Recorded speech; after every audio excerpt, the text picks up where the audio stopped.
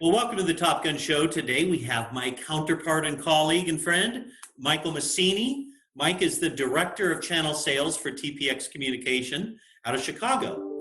Prior to joining TPX almost 4 years ago, he was the Director of Channel Sales for Nitel and VP of Channel Sales for Impact Telecom.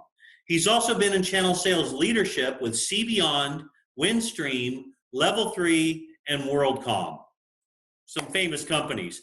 Michael, welcome to the show. Well, thank you. It's a pleasure to be here. I've been watching your show for some time and excited to be a guest. You're one of the millions and millions. Thank you. Well, hey, you know, the first question, the telecom industry can be counted on to always change. What's been the most significant change that you've seen in your career? Yeah, that's a great question. The technology changes are obvious.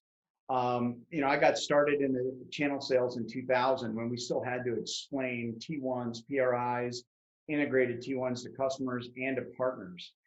At that time, most of them were focused on long distance, but as much as the technology, the evolution of partners, it's what's most striking to me. The sophistication level of partners is beyond anything we saw back then.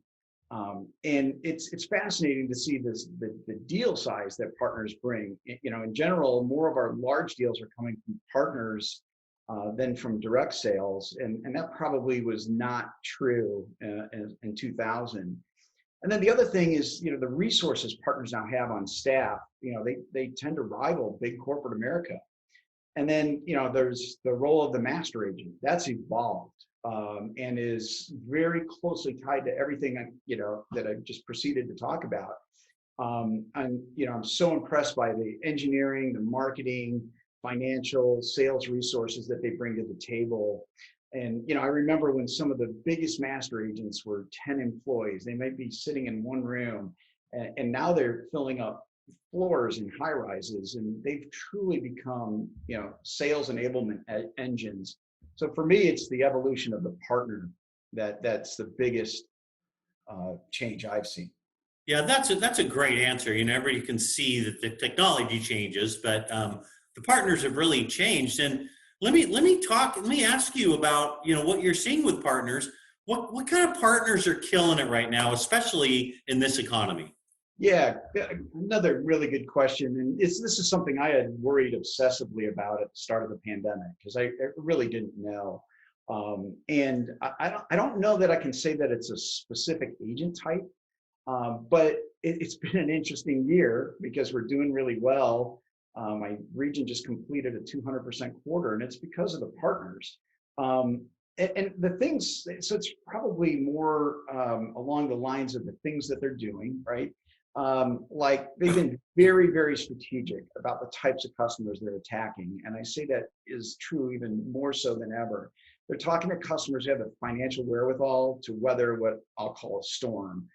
And because of this, the larger deals have become more important than ever because it's those customers who are going to survive. And many of our large wins this year have been in the healthcare industry. And we've even won some in the plastic industries. And of course, there's the technology companies. The decisions are becoming more and more complex. So it's the partners who best convey the true business impact that a managed services company will have. They're winning faster, and things like SD-WAN, Office 365, managed security, they're great examples of services which provide better visibility, control, protection, and they help their customers stay focused on their business initiatives while we focus on their day-to-day operations. This may sound self-serving too, but our partners who engage TPX's array of resources, they win with us. We offer them technology evangelists, solution architects, project management, network engineering, and executive support like nowhere I've ever been. And we win a high percentage of the deals when we sell together. Yeah, that's absolutely true. And prior to me joining TPX, I was on the sales agent side for almost 5 years, and we both watched TPX successfully pivot from being a West Coast carrier to a national managed service provider. Right now, Mike, there's thousands of decision makers watching this interview considering obtaining services from an MSP. Shameless plug here, but what's the one thing you want them to know about TPX? Well, Steve, first I'd say that's an unfair question because it's so hard to narrow it down to one thing. But I'm going to try. You know, on the MSP 501 list, TPX has been ranked #2 in the world. And for a partner, you know, this means that you have a provider you can trust to streamline the number of vendors to service your customers. You know, a great example, we won a large deal last night and this morning talking to the partner, and this was a hairy negotiation. And he said, man, I'm so glad I'm dealing with one provider here because I couldn't stomach going through this multiple times, right? But, you know, we can handle everything from their connectivity to unified communications to SD-WAN, Office 365, managed LAN and WAN. And it just makes things a lot simpler for the customer and for the partner. And we're going to do a great job taking care of those customers. Yeah, well, you know what? I am so proud to be on your team. You are not only a heck of a nice guy, but very experienced, very knowledgeable, and very successful. Congratulations on 200% of quota on the third quarter. I'm a little jealous, but I'm proud because we're on the same team. And, yeah. And I know there are millions and millions of people watching this right now. And I always close the show with a little known personal fact about the guest. Why don't you tell us a little known fact about yourself? All right. Well, as a regular viewer of the Top Gun show, this is the one question I knew you were going to ask. And it's probably the hardest one. But I wanted to just take a moment actually to honor my father, right? Who taught me more than he'll ever know.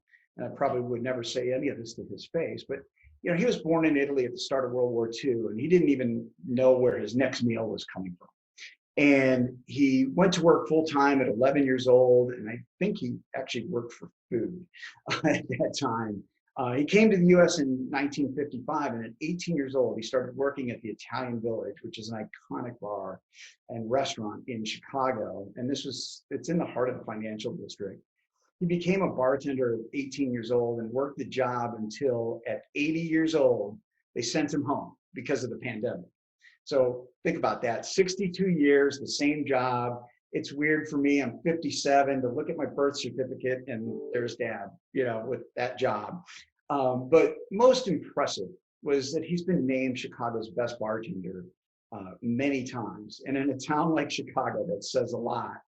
And he taught me, you know, to give it everything you have and then more. And he's always been, you know, that guy, if you would. He's also been named the ugliest bartender in Chicago, and ugliest was a organization. It was some charity, and I can't remember, but it stood for understanding, generous, and loving.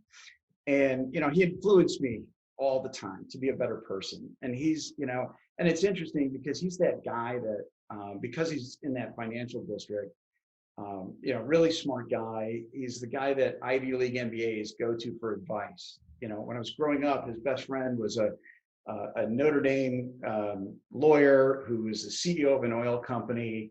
And, you know, he always came to him for advice, and everyone goes to him for advice. And I just can't say enough about him, and just proud of the fact that, you know, regardless of what it is, when someone says you're the best, it just means you've done a great job. That's a beautiful story. And that's where you get the Masini magic. It comes from your dad, man.